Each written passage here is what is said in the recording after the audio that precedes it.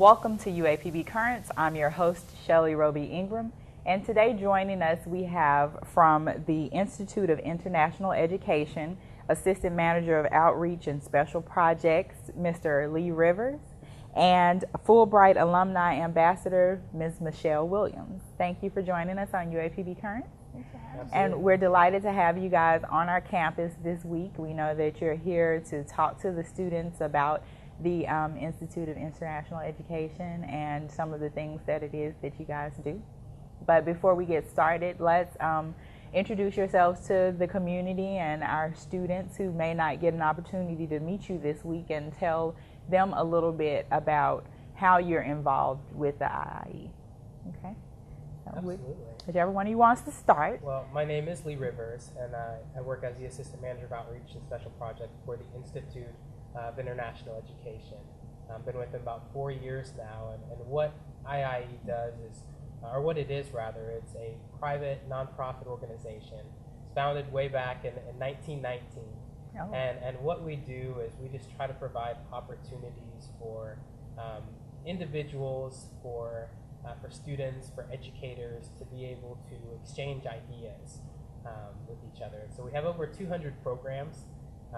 I'm just around here on campus promoting a few of those programs that are geared towards students who are looking at going abroad. But we do quite a bit as far as partnering with organizations, companies, in the private industry as well as with government organizations to promote our programs. And so that's kind of a little bit about who we are and what we do. Okay, all right. And Michelle, as an alumni ambassador? Yes, I'm a very proud Fulbright Alumni Ambassador. I did Fulbright in 2010, 2011. And at the time, I was in graduate school. I'm still in graduate school. I'm a doctoral student at the University of Alabama at Birmingham. Okay. And I teach at the University of Alabama. I teach Introduction to Global Studies courses. Okay. So it directly relates to my Fulbright experience. All right. Okay, now tell us, I guess, a little bit, Michelle, about what exactly the Fulbright program is and how you found out about it. Okay, so the Fulbright program is an opportunity for undergraduate students who just graduated with a bachelor's degree. So you have to have a bachelor's degree in order to apply for the program. Or you can be in graduate school. Okay. Or as long as you have a bachelor's degree, you can be out of school. But it's a program that gives you the opportunity to travel to a different country. And the overall purpose is really to kind of create this bond between American citizens and people in other countries, this common understanding. And there are a number of ways you can do it. What I did was the full grant option, where I designed a research program and went and conducted a study while in Ghana. That's where I went. And another option is to do the English teaching assistantship, where students can actually go to another country and teach English classes. Okay. So, yeah. All right. Now, what type of experience, like, for instance, what was your bachelor's, and what type of experience did you have to be able to go and, participate in this research program that you did? So my bachelor's was in biology, and I also got my master's right after I got my bachelor's, and that was in public health. Okay. And so in order to do the research project, you have to have kind of the skills and knowledge to be able to conduct the study. So it's not like you just pulling something out of the air, Right. Something that you have knowledge about. And it's very independent, so you have to be able to go out and be able to rely on yourself to get the research done. So. Okay, all right. Now, I guess this question will be for you, Lee. If you were doing the English teaching aspect of it, would you have to have had a degree or training in education, or would that still be able to be something? Do you guys train the students on how to go and do that, or? Sure. I think the best thing about the Fulbright program is that it's open to all fields of study and all disciplines. And the same is true with the English teaching assistantship program as well. You don't have to have a degree in English. You don't have to look at being an ESL teacher in the future. We're not trying to recruit the next wave of teachers here. Right. But we are looking for people that have a sincere desire to be in the classroom for that 8 to 12 months that they're in country, and then have that interaction with students, that one-on-one interaction with students. Okay. And so the ETAs is probably the fastest growing sector of the Fulbright program. I can imagine. It sounds like a very awesome and interesting opportunity. And so how was that for you, Michelle? It was life-changing. There were so many things that I learned about myself, that new skills that I developed. Like I said, it's very independent, so you're kind of on your own with the research program. And so I had to develop a lot of skills that I didn't know that I would need just to survive in life. But it's a really life-changing, wonderful experience. Yeah, and I can imagine because you said you went from biology and your master's was in public health, and now you're teaching global studies. Right. And so right. it kind of took you all around Exactly. the conference. And what was your research project about? My project was... You seem so proud. Did you see am. how she lit up? When I'm very proud of my project because one of my articles about my project was just published in the Ghana Medical Journal. And thank you. But my project focused on developing culturally appropriate cervical cancer education material for Ghanaian women. Because cervical cancer is the leading cause of cancer death among Ghanaian women, but there's not a lot of awareness about it. And one thing that people say, well, just give them a pamphlet from like American Cancer Society. Right. So my project was to go there and find out how I can make effective health education material. Oh, that is an awesome project. It is. Now, what are some of the requirements for taking place in the Fulbright program? Absolutely. So some of the eligibility requirements of being qualified to apply for Fulbright is first that you're a U.S. citizen. Okay. This is a program that's sponsored by the U.S. Department of State, so it's a program designed for U.S. citizens. The second is that you have a bachelor's degree by the time the grant begins. The third is that you don't have a PhD at the time of application. This is a program that's really geared towards the young student, the recent graduates, the young professionals. But that said, there's a lot of life that can happen between getting your bachelor's degree and getting your PhD. There's a lot of life there. Change everything. Yeah. Exactly. And so, I mean, we've had Fulbrighters that are non-traditional, older, but you just have to make a clear argument, clear case for why it is you're going to the place that you're going to. And then the final requirement for eligibility, and the final requirement is basically that you have at least a hospitality level of language in the country that you're going to. Okay. Every country is a little bit different. We work with over 150 different countries, and so I like to look at Fulbright not as one program as at 150. Okay. And so language is one of those things that allows you to be able to connect with the community that you're going to be interacting with. Okay, all right, because you're spending 8 to 12 months in that country, so you have to be able to function. And so Ghana was where you chose to go and do your program studying. Okay, all right. Well, we've got a lot of to talk about, but we're going to go to break. And when we come back, then we're going to talk about some of the other programs and initiatives that you have at the IIE. And we'll be right back on UAPB Currents.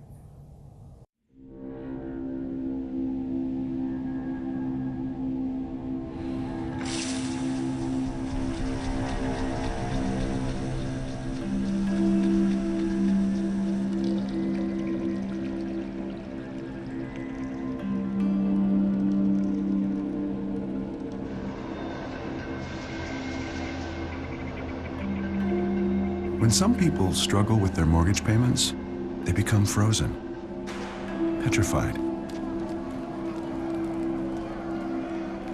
Not knowing what to do, they do nothing.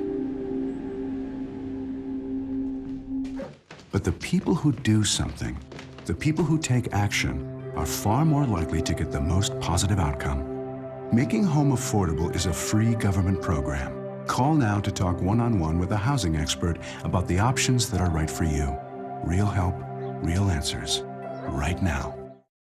Welcome back to UAPB Currents, and again we're joined by Mr. Lee Rivers, who is the Assistant Manager for Outreach Special Projects for the Institute of International Education, and Ms. Michelle Williams, who is a Fulbright Alumni Ambassador. And we just had the opportunity for Michelle to share with us her awesome research program that she did that changed her life. It's a life-changing program, and it is really an awesome opportunity that you guys are giving people to go abroad and visit other countries and change lives in those places. So tell us a little bit, Lee, what it is that you do as outreach and special projects manager. Yeah, absolutely. It's a role that it always seems to be changing, as new things come into the picture, like social media. I sort of dabbled in that, and I sort of started exploring webinars and other forms of getting the word out to individuals about our opportunities, about our programs. And so it's shifted quite a bit, but my primary roles as an outreach manager are taking care or managing our outreach calendar. And so throughout the year, we're attending various conferences, coming to campuses, like UAPB? like No, UAPB, yeah.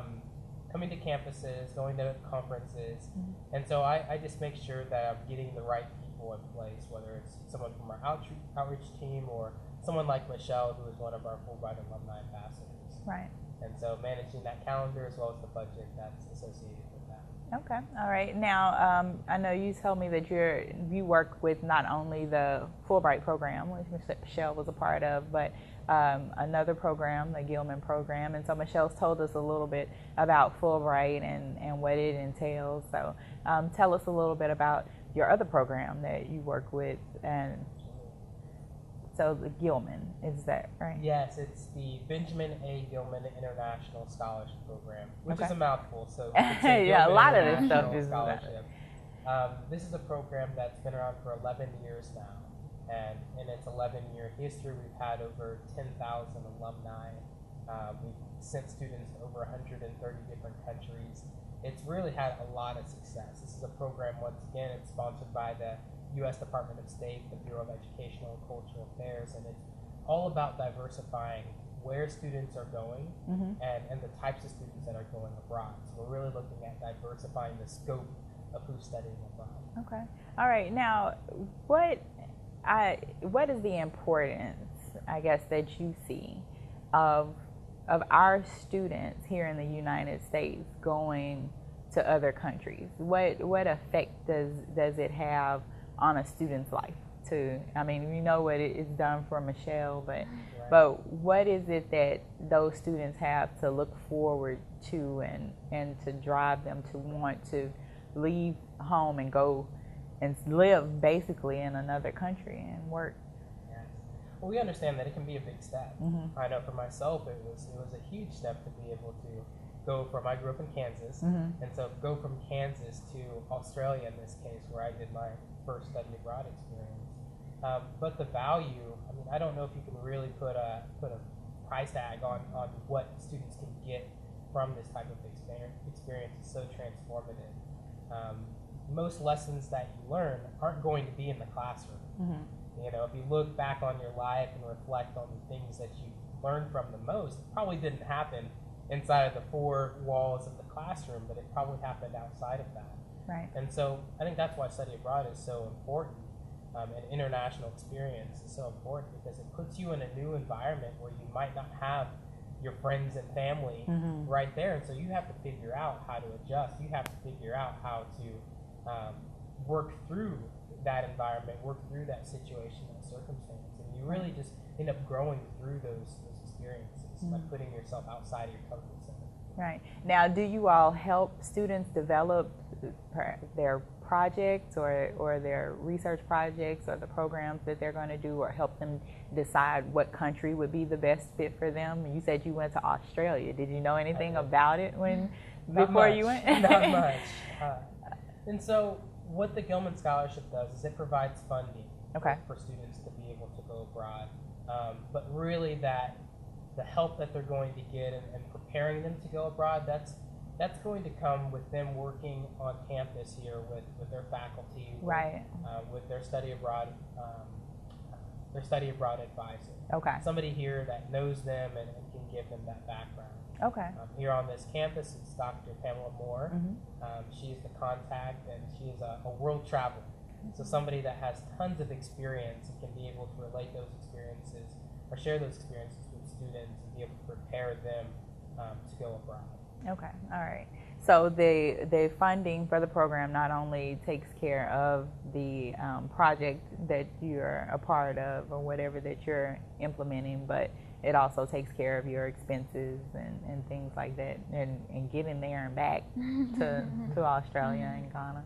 So you get to learn. It's kind of like you've developed your own business. You have to budget that and take care of manage all of your expenses and all of those things too. So it really is an awesome opportunity and a lot of work, a lot of responsibility, but it does prepare you. And so the end in mind is to be able to perhaps come back and do more programs or pursue a PhD like Michelle is doing. No, absolutely. And I think one of the great things about the Gilman Scholarship Program is that built into the application, we have an essay where we get to know the students. This is sort of their interview, because we're not going to get on the phone with them or invite them to Houston to get to know them. It's all found in this essay.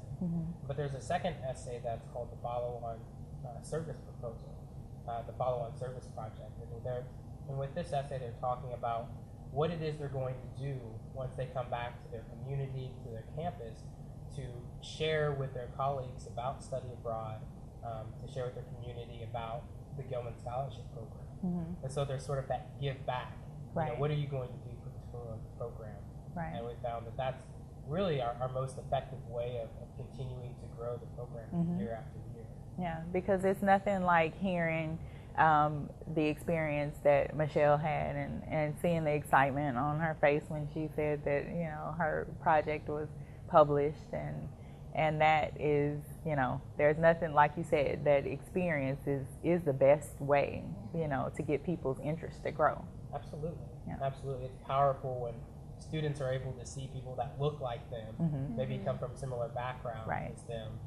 It just kind of boosts their confidence in themselves to be able to do the same, do something more. Right. To know that a young man from Kansas could go all the way to Australia and that the students here can do those same things and have those same opportunities. Absolutely. Okay. We're going to go to break, and when we come back, we're going to talk to you guys about how you can learn more about becoming a part of some of these programs and how you can get those opportunities and what you'll need to do to prepare for them. Okay? All right, we'll be right back on UAPB Current. I took a trip to Elkhart, Indiana today. Elkhart's a place that has lost jobs faster than anywhere else in America. In 1 year, the unemployment rate went from 4.7% to 15.3%. Companies that have sustained this community for years are shedding jobs at an alarming speed. And the people who've lost them have no idea what to do or who to turn to. They can't pay their bills, and they've stopped spending money. And because they've stopped spending money, more businesses have been forced to lay off more workers.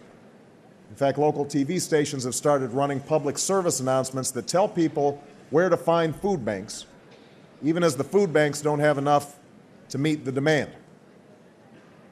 As we speak, similar scenes are playing out in cities and towns across America.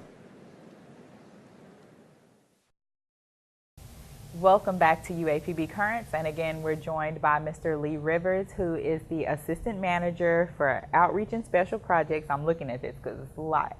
At the Institute of International Education, and Ms. Michelle Williams, who is a Fulbright Alumni Ambassador, who we're so proud of. And she's become a part of our family here all of a sudden. We've adopted her. Even though you're a FAMU graduate? Yes. Okay, that's fine. That's fine. Go HBCUs. And we talked a little bit during the break about the desire to have more HBCU students represented in this program and participate and learn and know about this program.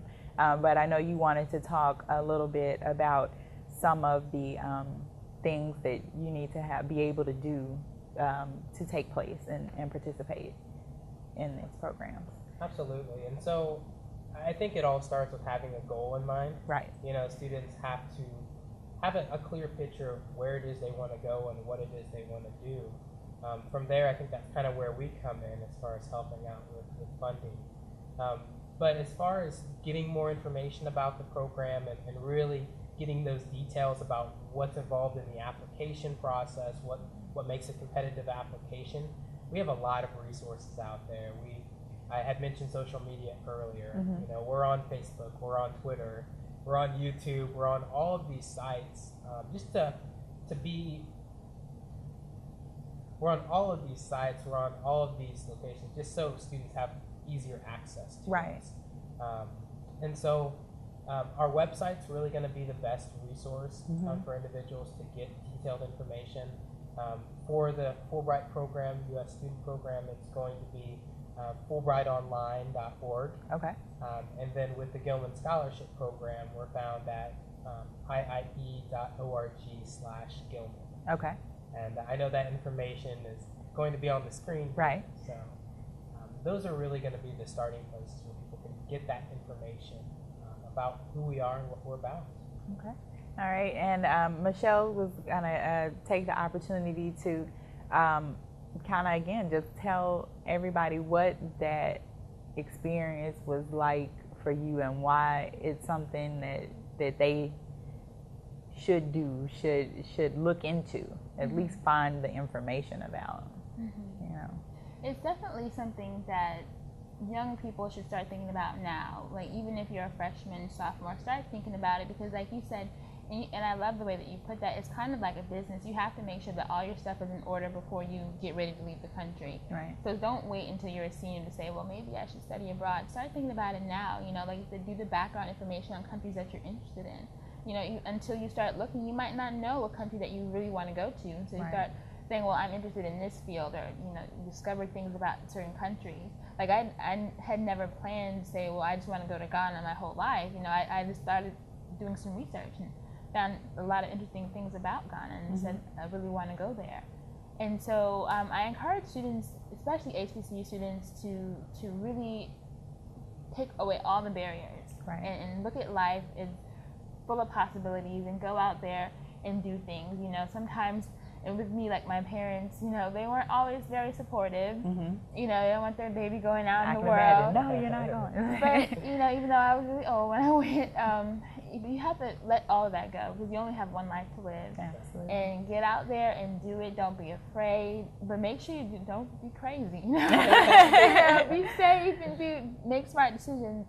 But definitely get out there and see the world. Get a passport and go somewhere. Make sure, like, my goal now is to start going to a different country at least once every 2 years. Because, you know, I really want to see the world. I want to go everywhere. So start early. Right. And this is an opportunity for students to see the world. And I think that it's really a great thing that you guys are doing, because it gives them an opportunity, but it's also giving them an opportunity to help and serve in another country, and then, like you said earlier, Lee, to come back and give to their community. And I think it's a beautiful thing to see, like you said, our students here at HBCUs who may have come from very small towns, small states even, to go to another country when a lot of them haven't even imagined going to another coast in the United States. So it really is awesome opportunities that you guys are giving. Now, are there, I guess, GPA requirements or anything that go along with these programs? There actually aren't. Okay. There are no minimum GPAs for the Fulbright program or for the Gilman Scholarship Program. That being said, you know, you have to be prepared. For, that level of preparity is going to. Obviously, we're looking for people that are going to be able to accomplish the goals that they set out to do while abroad. And so we're looking for high achieving students, those that have been involved on campus and in their communities, those that have displayed leadership capabilities. You know, there is no minimum GPA, but applications are looked at holistically. Who are you as a person? What are you really bringing to the table?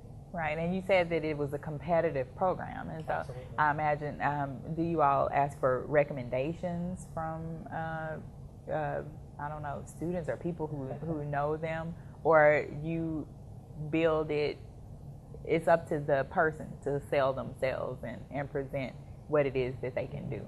Well, definitely, first and foremost, it's up to that person to kind of sell themselves in a way and put themselves forward.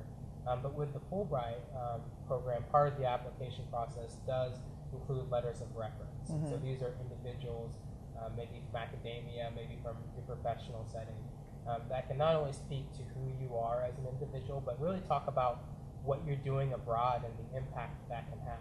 Right. I didn't mention this earlier, but really the whole goal of the Fulbright program is to foster mutual understanding between people here in the U.S. and individuals abroad. Okay. It's really about bringing people together because I guess we've realized over the years that government-to-government relations aren't going to solve all of our problems. Right. It's that people It to has people to be a interaction. personal thing. So, Right. Right. soft diplomacy in a sense. Right, and I think you guys are doing an awesome job of encouraging that and people sending people to pursue that goal. And it really is a great program because I can just see all of the independence that it fosters, and the responsibility. But that's not something that we want our students to be afraid of. It's something that we want them to embrace. Absolutely. And accept these opportunities and these responsibilities and go out and, like Michelle said, grab life and take hold of these opportunities and move beyond the city and the state that you're in and see the world. It's an awesome thing. So again, if you're interested in being a part of one of these programs or one of the many other programs that the Institute of International Education has to offer, then you can contact one of the numbers or check out the websites or Facebook or Twitter or YouTube or all of those things, or contact Dr. Pamela Moore here on the campus and find out more about international studies. And Lee, we applaud you for what your institution does for serving our students and serving diplomacy, as you said. Thank you for having me. I appreciate it. And Michelle, we applaud you as well, and we look forward to all of the wonderful things that you're going to do to foster relations between the United States and all of the other places that you're going to have an opportunity to go and travel and see. Enjoy yourself. Thank you. All right. And thank you guys, and we will see you next time on UAPB Currents.